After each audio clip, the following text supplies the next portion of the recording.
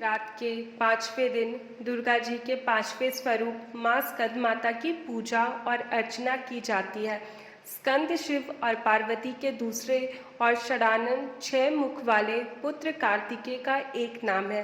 स्कंद की माँ होने के कारण इनका नाम स्कंद माता पड़ा। माना जाता है कि माँ दुर्गा का यह रूप अपने भक्तों की सभी मनोकामनाओं की पूर्ति करता है और उन्हें मोक्ष का मार्ग दिखाता है।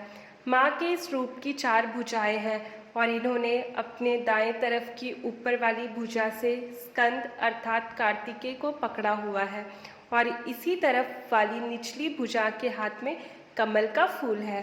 बाईं ओर की ऊपर वाली भुजा में वरद मुद्रा है और नीचे दूसरा श्वेत कमल का फूल है। सिंह इनका वाहन है। क्योंकि यह सूर्य मंडल की अधिष्ठी देवी है, इसीलिए इनके चारों ओर सूर्य सदृश अलौकिक तेजमय मंडल सा दिखाई देता है।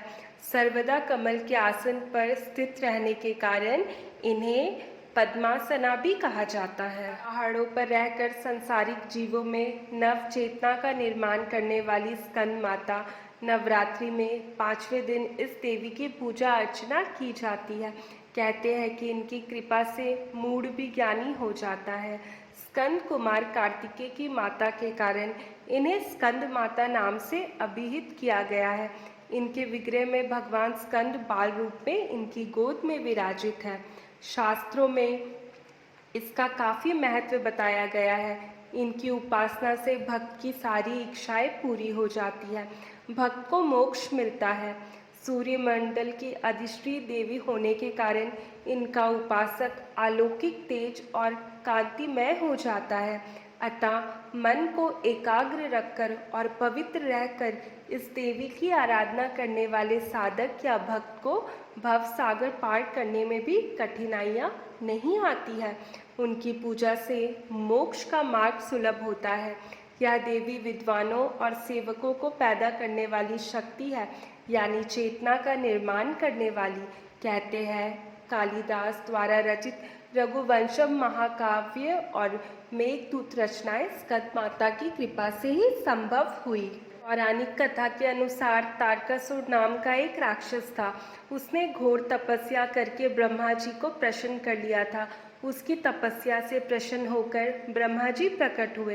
राक्षस तारकासुर ने ब्रह्मा जी से अमर होने का वरदान मांगा, जिस पर ब्रह्मा जी ने उसे कहा कि ऐसा संभव नहीं है, क्योंकि जन्म लेने वाले हर प्राणी का अंत निश्चय है। ये सुनकर तारकासुर निराश हो गया, लेकिन उसने बड़ी चालाकी से पुनः वरदान मांगा कि उसकी मृत्यु शिव भगवान के पुत्र के हाथों से ही हो। ऐसा वरदान मांगने के पीछे उसकी यह सोच थी कि उसे लगता था कि भगवान शिव तो कभी विवाह नहीं करेंगे और विवाह नहीं करेंगे तो पुत्र भी नहीं होगा।